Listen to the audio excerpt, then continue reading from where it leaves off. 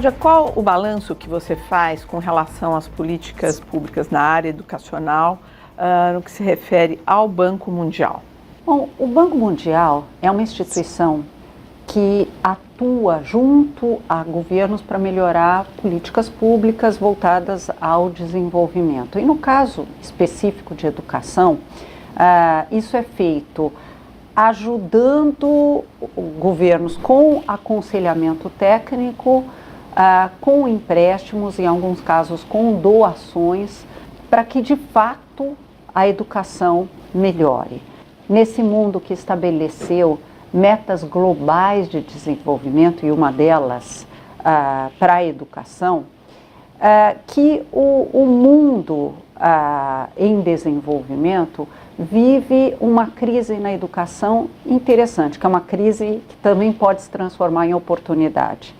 Finalmente, a maior parte das crianças está na escola, no ensino primário, no que é chamado no mundo de ensino primário. Só que elas não estão aprendendo, elas estão na escola e não estão aprendendo. Como garantir que todas as crianças aprendam? E isso tem a ver também com uma outra dimensão importante, que é a questão da equidade.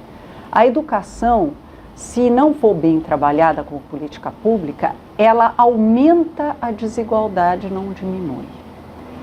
Então, como garantir que todas as crianças e cada uma delas aprenda de acordo com o seu potencial, que é, se a gente puder pensar bem, ilimitado. Quer dizer, uma criança pode aprender muito. O processo de ensino é que precisa ser adaptado para garantir que cada criança aprenda. Agora, eu gostaria que você desenvolvesse mais por que aumenta a desigualdade. Quando nós, ao abordarmos a política educacional, pensarmos um raciocínio muito tentador, por que não se investe apenas nos mais brilhantes entre os mais desfavorecidos, né? Aqueles que já estão motivados, mesmo que vindo de meios muito vulneráveis, estão motivados e que têm muito talento. Já decolaram, vamos dizer assim. Se a gente fizer só isso e não pensar que toda criança tem que aprender, nós estamos desperdiçando potencial e desrespeitando um direito básico da criança aprender. Então, o desafio incrível, e que é, num certo sentido, semelhante ao desafio que a humanidade já aceitou há um tempo atrás, que foi o de colocar todas as crianças na escola, o desafio agora é sair do processo de massa, quase fabril, de ensinar a todos de uma maneira igual. O professor escreve no quadro e todos os alunos copiam, independentemente das habilidades e talentos de cada criança, para um processo um pouco mais personalizado de aprendizagem, em que você olha para cada criança com sua capacidade distinta, ou maneira distinta, melhor dizendo, de aprender. Isso implica num desenho diferente do que foi, por exemplo, na Idade Média ou um pouco depois no Iluminismo, quando preceptores trabalhavam de uma maneira isolada com filhos dos nobres. Você tem que somar o que a humanidade aprendeu com a educação de massa, com aquele processo de individualização do ensino, transformando num processo de personalização com colaboração. Mas como que isso é possível? Isso é possível hoje, com as novas tecnologias e com um professor preparado para atuar muito mais como facilitador do processo de aprendizagem, assegurador de aprendizagem do que um mero fornecedor de conteúdo, você pode trabalhar isso. Parece fácil, dizendo, mas não é, porque você tem áreas do mundo em que o desafio anterior ainda não foi cumprido, as crianças saem da escola sem saber nada. Só para dar um número, nós temos 250 milhões de crianças que, apesar de terem passado alguns anos na escola, não sabem ler, escrever e fazer operações básicas de matemática. Então, nós temos uma crise grande de aprendizagem e, ao mesmo tempo, a gente tem que cumprir uma tarefa de século XXI. Você está falando tudo isso e está me vindo à cabeça aqui a imagem do professor. O professor também precisa ser cuidado e aprender como ensinar. Sem dúvida, eu acho que ainda não se inventou, ainda bem, nada que substitua um professor de qualidade, nada. O professor tem um papel-chave. Na educação de adultos na universidade, você tem alguns mecanismos, porque o adulto pode ter criado um processo de autodisciplina que o leva a prescindir de que cada aula seja presencial. Então, isso demanda, primeiro, um forte investimento no professor,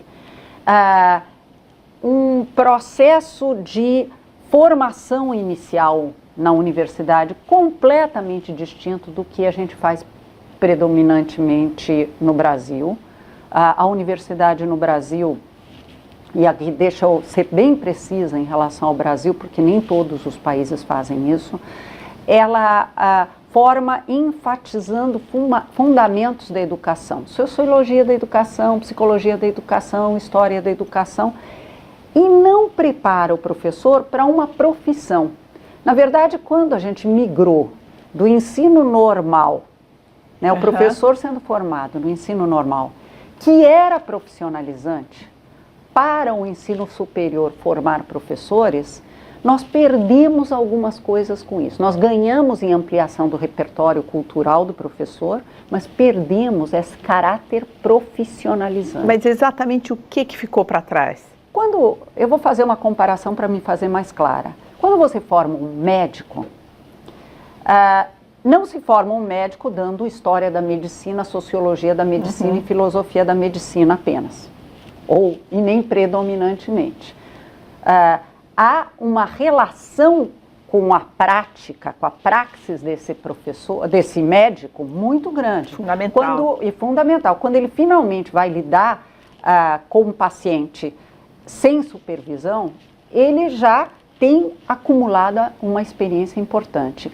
Com o professor, nós damos esse banho de humanidades e muitas vezes jogamos esse professor numa sala de aula sem que ele tenha tido um contato relevante com o professor e que seu currículo na universidade tenha enfatizado essa prática, como fazia o antigo normal. Então tem que recuperar o caráter profissionalizante na formação do professor. Agora, eu gostaria de destacar algo que você falou no começo da entrevista, que é a preocupação, ou seja, a gente tem comemorado muito o Brasil em números que mostram ali com tantas crianças dentro da escola, mas que sala de aula é essa? Então, não existe essa urgência de ter esse número e mostrar que que as crianças estão dentro da sala de aula, melhor do que estar na rua, claro, mas agora a gente tem que dar um passo a mais, ou seja, que sala de aula é essa, o que se passa dentro dela? Primeiro, nós temos que ter consciência dos acertos, porque houve alguns acertos importantes. Não só as crianças estão na sala de aula, em números importantes, hoje mesmo saiu um dado interessante que mais da metade dos negros jovens estão no ensino médio, o que é algo no Brasil, o que é algo a ser comemorado, mas também que o Brasil foi o país que mais avançou no PISA, que é um teste internacional de qualidade da educação.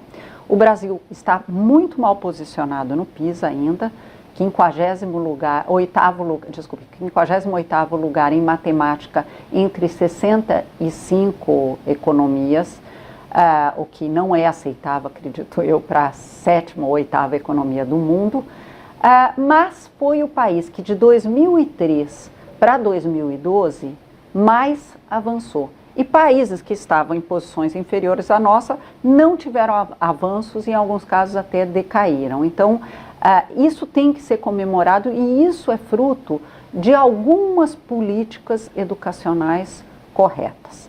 O meu problema com o Brasil é velocidade de transformação. Nós estamos evoluindo a passos lentos. No que eu acho que nós estamos avançando de uma maneira correta? Por mais doloroso que seja, nós não temos medo de avaliar se as crianças estão aprendendo. Nós sabemos os nossos números de educação porque no 5º e no 9º ano, a cada 2 anos, a qualidade da avaliação expressa em resultados de aprendizagem é revelada ao país. A partir daí que nós constatamos, por exemplo, que no antigo primário, nos anos iniciais, nós estamos consistentemente avançando. Porém, não estamos avançando no Fundamental 2 e estamos mesmo piorando levemente no ensino médio. Como é que é a sala de aula, que foi a sua pergunta? O que está acontecendo em sala de aula? Em primeiro lugar, um professor desmotivado, que não fez as pazes com a sua profissão e com as novas demandas da sua profissão. Uma coisa é ser professor de filhos de letrados. Outra coisa é ser professor de famílias que não tiveram acesso à escolaridade. Qual é a diferença? Esse que não é filho de família letrada, ele não teria até mais vontade de querer aprender para mudar a sua situação? 68% do sucesso escolar de uma criança, uma pesquisa feita pelo Naércio, bastante sólida, 68% do sucesso escolar de uma criança depende da escolaridade da família. Da valorização que existe dentro de casa. Mais do que isso, da escolaridade da família, porque existe um processo natural que pais de maior escolaridade fazem, que são quase imperceptíveis. O que se discute à mesa, a importância que os pais dão ao dever de casa ou ao sucesso escolar, as viagens, a ida a museus, os pais lendo jornal a cada manhã. Quer dizer, o ambiente que ele está respirando ali, que ele está respirando. Então, quando ele vai para a escola, não é necessariamente que ele se esforça mais, mas ele já tem um repertório grande que ele vai usar no seu dia a dia na educação e que muitas vezes passa despercebido. Isso impacta. E o professor, de uma certa maneira, vai ter que compensar essa falta de repertório dessa criança que não teve, que veio de um meio mais desfavorecido nesse sentido. Não quer dizer necessariamente que essa criança que veio de um meio mais humilde não tenha motivação. Se eu não estou acompanhando a discussão, se o professor tiver uma postura fabril, voltando ao meu exemplo anterior, o professor tem uma postura fabril, ensina a todos de maneira igual. Aprendeu, não aprendeu, eu reprovo. Esse jovem vai acabar acumulando frustrações e vai achar que ele é incompetente, se é que ele não recebe essa mensagem do próprio professor. Ele começa a repetir, os pais tiram essa criança da escola cedo para fazer outra coisa, ele não tem vocação, uma concepção de que a inteligência é fixa e o que ele demonstrar nos primeiros anos significa que ele é ou não é inteligente. Qual a sua principal frustração como especialista em educação nesse momento? Olha, a minha frustração, eu sou uma pessoa difícil de me frustrar, porque eu sou muito idealista, eu acho que se não mudou, ainda pode mudar. A minha frustração é a dificuldade que algumas universidades têm de perceber o importantíssimo papel que eles têm em formar um novo professor. Um professor que ensine a todos, um professor que perceba que ele está sendo preparado para uma profissão, que apoie esse processo. E também me sinto um pouco frustrada por uma certa tendência de demonização do professor. Porque se há alguém que é vítima nesse processo, é o próprio professor.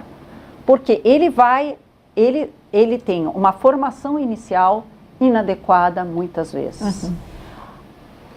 Então nós começamos, nós que fomos gestores de rede, a investir em formação em serviço. Essa formação em serviço também é inadequada.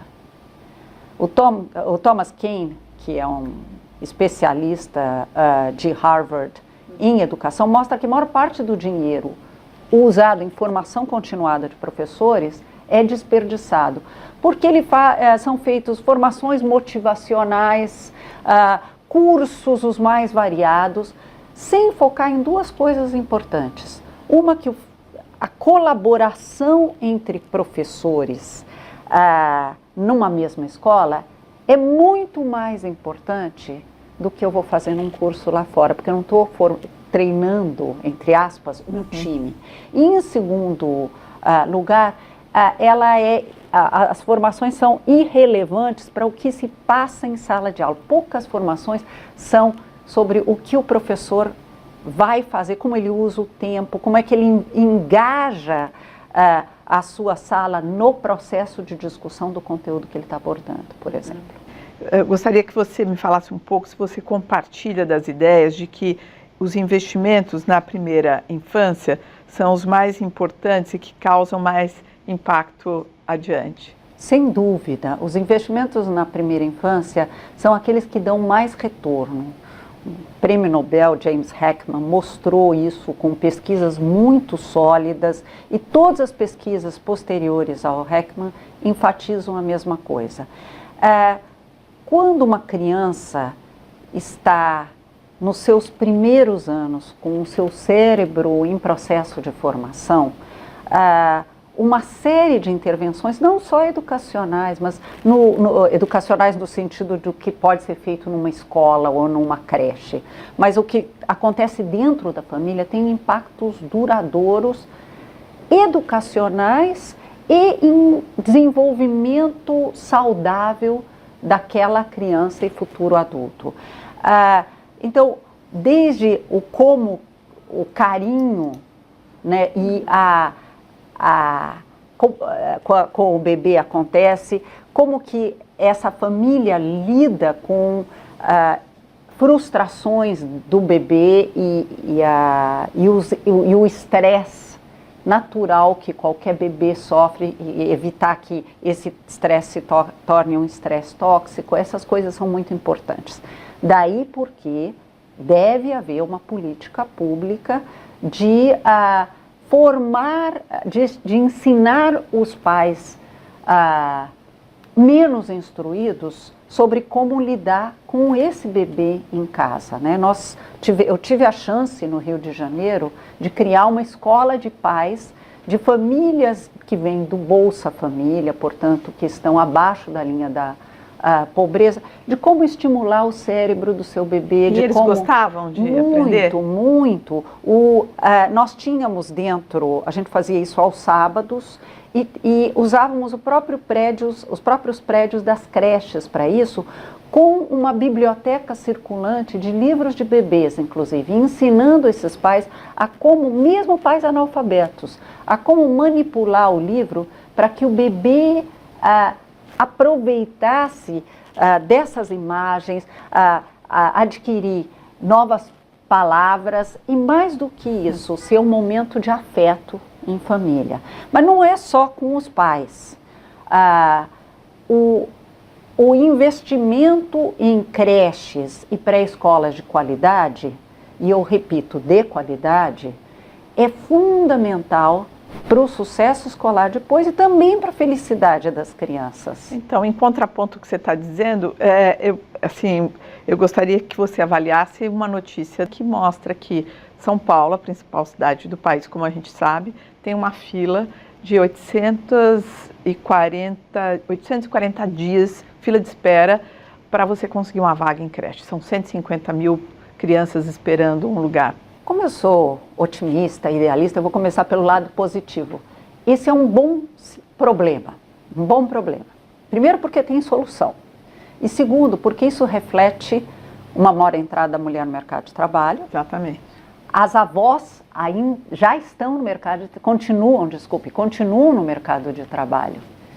coisa que não havia na geração anterior. As mães entravam no mercado de trabalho, mas as avós, a família estendida, não trabalhava. Terceiro, que creches estão sendo construídas perto da residência das pessoas, especialmente das pessoas mais pobres. Ninguém transporta um bebê quilômetros em ônibus para levar até uma creche.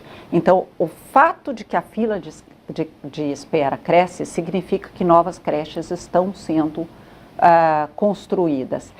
E esse problema nós vamos viver no Brasil inteiro até que se equilibre mais a oferta de vagas em creche. Esse problema no passado nós vivemos com escola. Eu lembro bem das escolas de latinha, né? Na época do Serra. As escolas de latinha advinham de uma pressão maior de pessoas que anteriormente não colocavam as crianças na escola e que começaram a colocar. Então, de emergência tinha que se construir escolas. Do lado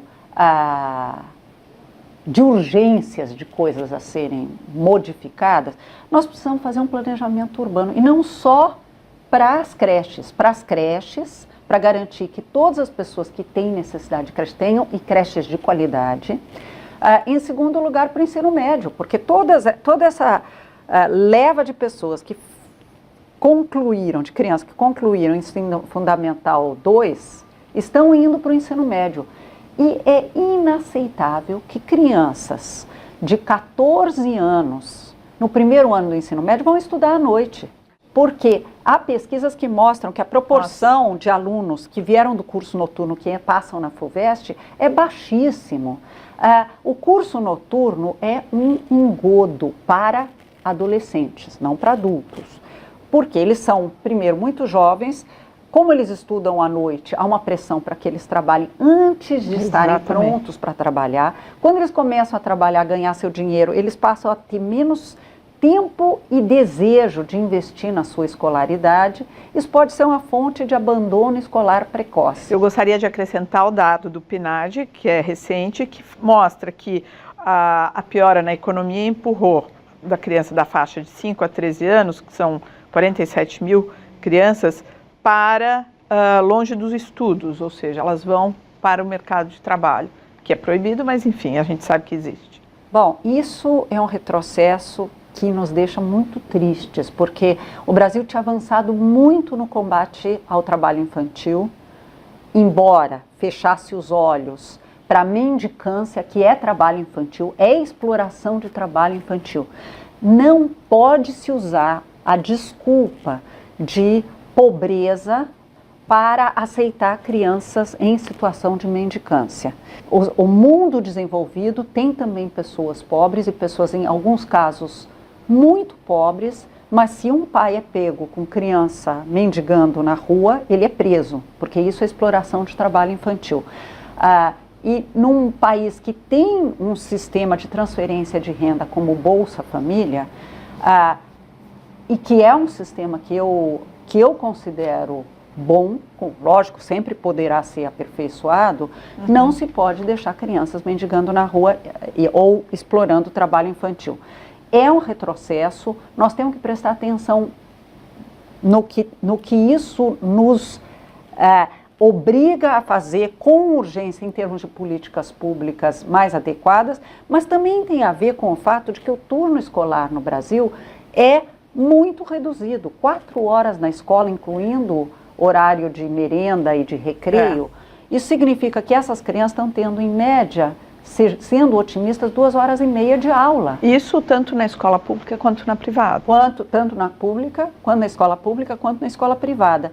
E as crianças deveriam estar, como no resto do mundo desenvolvido, 7 horas de aula na escola. Não é nem a discussão para os pais trabalharem sossegados, 9 horas de aula, mas para que eles possam ter aulas, um número de aulas que permita que o professor trabalhe com calma os conteúdos, que no caso brasileiro são conteúdos enciclopédicos e não de desenvolvimento de competências, que as escolas possam ser centros de socialização também, com clube de teatro, clube de matemática. Não só aquele lugar que você vai para tirar nota. Não né? só o lugar que você vai para tirar nota. E por que é tão difícil mudar? Primeiro porque há interesses fortes em jogo. E aí nós podemos falar também da escola privada, porque há um mito no Brasil que a escola pública é muito ruim e a escola privada é muito boa. Ambas são ruins. Ambas são ruins. Fácil de entender por quê. Primeiro, os professores são formados pelas mesmas universidades, na escola pública e na escola privada.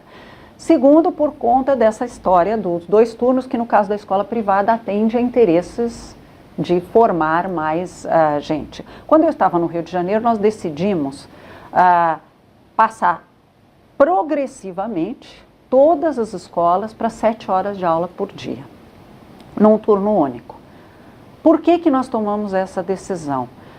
Primeiro porque a gente, dentro do que dava para melhorar, e nós tivemos aumentos no IDEB de 22%, foi um negócio impressionante, a gente foi até o limite de onde dava para melhorar sem aumentar a carga horária. E aí começamos a estudar modelos de escolas de 7 horas, porque não basta aumentar a carga horária. Fazer mais do mesmo não vai mudar. É pensar que uma escola primária, uma escola para crianças diferente, deveria se estruturar em outras bases, e uma escola para adolescentes tem que ser pensada como tal. O que é um processo de ensino que engaja adolescentes, sejam eles de meio desfavorecidos ou não?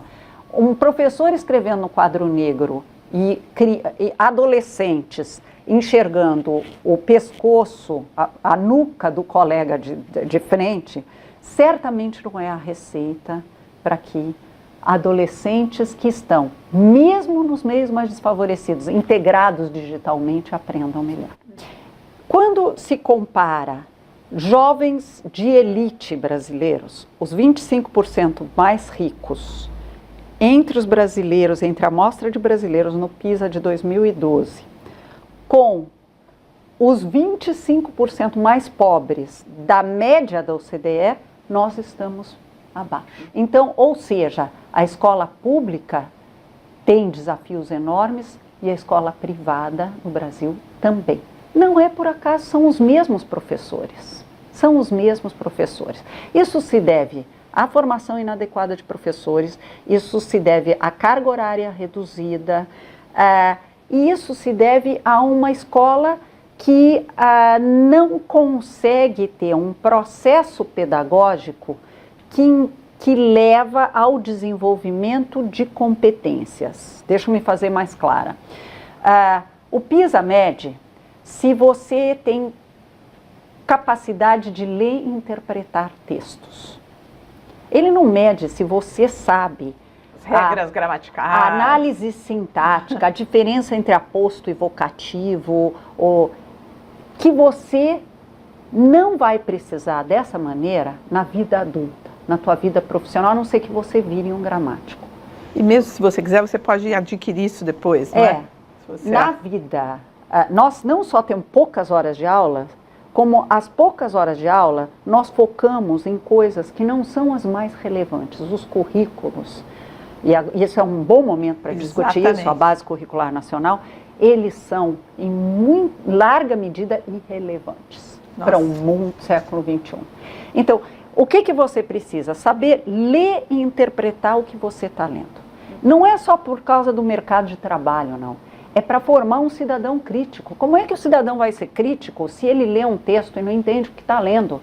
Ele vai ler as promessas dos políticos, ele não entende estatísticas quando ele promete melhorar em 75% qualquer coisa. E isso é um dado do Prova Brasil. 65% dos jovens de 9º ano não sabem as operações básicas. Não sabem porcentagem, que é uma coisa que ele vai precisar para comprar crédito, por exemplo. Então, essa questão da leitura e interpretação de texto, ter um raciocínio matemático, não é saber fazer 20 vezes um exercício de equação de segundo grau, é ter raciocínio matemático e desenvolvimento de uma mente investigativa que é a base de todas as ciências. A escola tem que trabalhar essas 3 coisas e mais ampliar o repertório cultural dos jovens, entender seu tempo, entender a cultura, as artes, entender onde é que ele está inserido. Agora, Cláudia, existe em algum lugar ali no Brasil que essa ideia, isso tudo que você está falando está sendo semeado, que você destaca? Eu acho que há esforços importantes nessa direção. Em primeiro lugar, acho que há hoje a consciência entre as pessoas que estão discutindo a base curricular nacional que algo nessa direção tem que ser feito. Em segundo lugar, nós não melhoramos por acaso no PISA em matemática.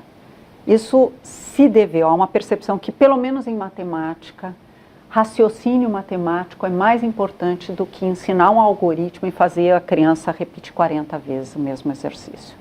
Não estamos ainda nem perto de onde deveríamos estar. Há uma outra coisa que tem a ver com leitura e interpretação de textos e que é muito triste, muito triste. Nós somos um país de não leitores, de elites não leitoras. Como é que a gente quer que aqueles 25% mais ricos tenham competência de leitura e interpretação de texto se sequer seus pais de elite leem livros? Ler as notícias de jornal, que essa elite, vamos fazer justiça, lê, é um começo, mas livros, nós não lemos livros, seja de boa literatura, seja de má literatura, nós não lemos. Os adultos não são vistos pelos seus filhos lendo livros nas suas horas de lazer. Aí você vai avaliar a competência de leitura e interpretação de texto, tem problema. A escola trabalha a leitura também de forma equivocada na média. Então, todos os alunos leem os mesmos livros e livros para os quais eles ainda não estão com um acúmulo de repertório para ler. Então, aos 13 anos, a gente dá Machado de Assis, que eu adoro Machado de Assis. Mas digere mal para essa parte. Digere mal, eu ainda não me acostumei à estrutura da língua do século XIX, nós estamos em outros tempos. Então, nós damos livros para alunos de 6º ano, que são livros infantis. Então, a gente não ousa trabalhar com livros de capítulos com alunos um pouco mais velhos. Até que veio a tradução brasileira do Harry Potter, e nós vimos que uma geração de crianças foi capaz de ler 700 páginas. Então, eles estavam aí, né? Os jovens leitores.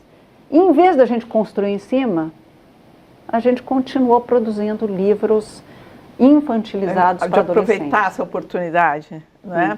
De aproveitar. Só passou como uma coisa curiosa. Porque, infelizmente, houve uma pesquisa do MEC a respeito que mostrou que os professores tampouco são leitores. Essa pesquisa, ela já é de há mais tempo, ela é de 2002, se não estou enganada. Aliás, não foi da Confederação Nacional de Trabalhadores em Educação, que mostrou que 60% dos professores não leem livros. E antes que a gente pense que isso se deve à falta de dinheiro do professor para comprar livros, é bom lembrar que há uma outra pesquisa que mostra hábitos de lazer dos professores, e eles vão a barzinhos, eles bebem cerveja, eles têm seus momentos de lazer, mas eles não vão a teatro. Na pesquisa de 2002, que espero que numa pesquisa posterior possa mostrar dados diferentes. Porque esses professores são frutos da mesma escola. Da mesma escola, exatamente. Faz mágica, né? Agora, como que o Banco Mundial pode agir para garantir que metas como essas sejam conquistadas? Bom, nós temos 2 palavras-chave, quase 2 mantras, que é aprendizado e equidade. Então, não basta falar em escolarização. As 2 expressões estão presentes na nova meta para 2030, que o mundo consensou em Nova York em setembro. Nós temos que garantir que a criança tenha 12 anos de escolaridade e que ela revele sua aprendizagem em resultados concretos, quer dizer, em que se meçam os resultados de aprendizado e que eles se evidenciem numa trajetória de melhora. E agora estão sendo detalhados indicadores que mostrem que essa criança está aprendendo, essa criança, esse adolescente, estão aprendendo mais. E a equidade, que é melhorar mais, deixa eu pegar um dado triste do Brasil.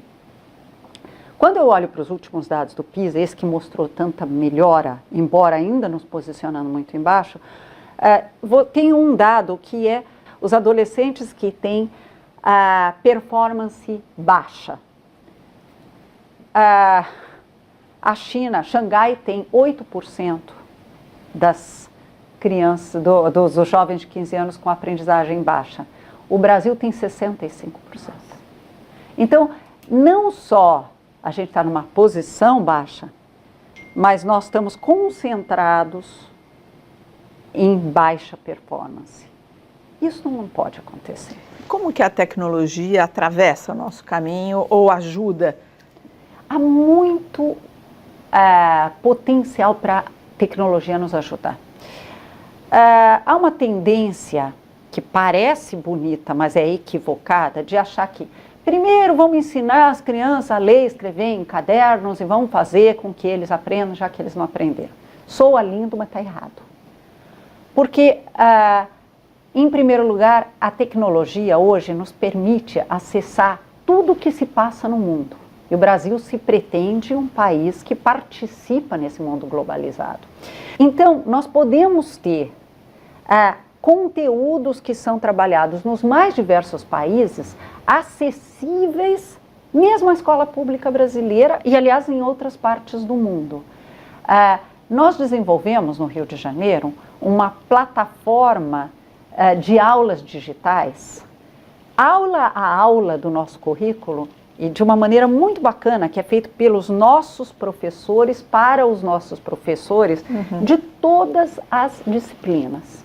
Então, matemática, por exemplo, para dar um exemplo, nós aproveitamos em matemática aquilo que o Salman Khan, por exemplo, desenvolveu naqueles videozinhos curtos para explicar determinadas coisas, de uma forma bastante atraente para jovens, e desafiamos os nossos próprios professores a fazerem videozinhos também deles, explicando. Então nós pegamos os melhores professores da rede, ensinando algum conteúdo no formatozinho do Khan ou do TED Talks, para que isso pudesse passar em qualquer sala de aula, mas com a mediação dos nossos professores. Eles foram treinados, 400 professores da rede do Rio, foram preparados, tiveram um curso de como preparar aulas digitais.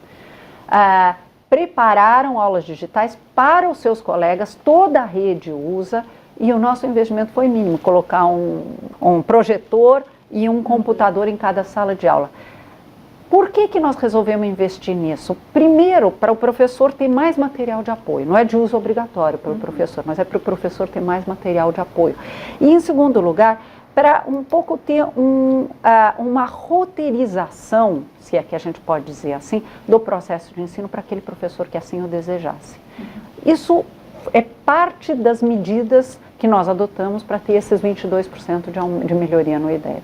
Eu gostaria, para encerrar, Cláudio, que você nos dissesse aqui qual é o desafio que mobiliza você até o momento que você deixar o Banco Mundial.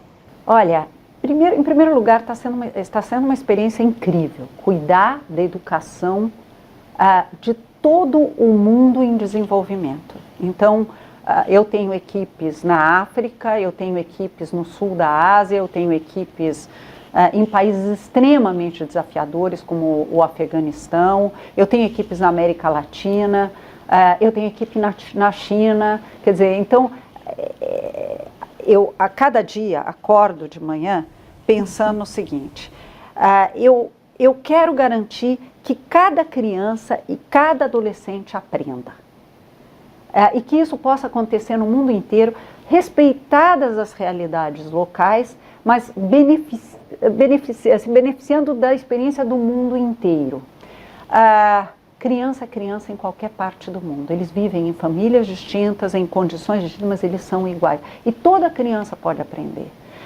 Então, garantir, e não estou sendo ingênua, garantir que cada criança possa desenvolver todo esse potencial, não é importante só para ela, para ter seu direito de aprender garantido, não é importante só para o crescimento do país em que ela vive, mas é muito importante para construir paz no mundo.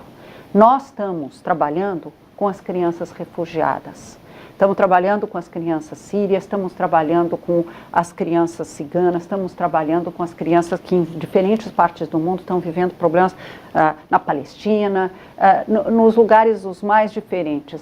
Se nós conseguirmos que essas crianças tenham uma educação que não eduque para o ódio, que eduque para uma cidadania plena e para uma empregabilidade futura, com certeza a gente pode contribuir para construir um mundo diferente.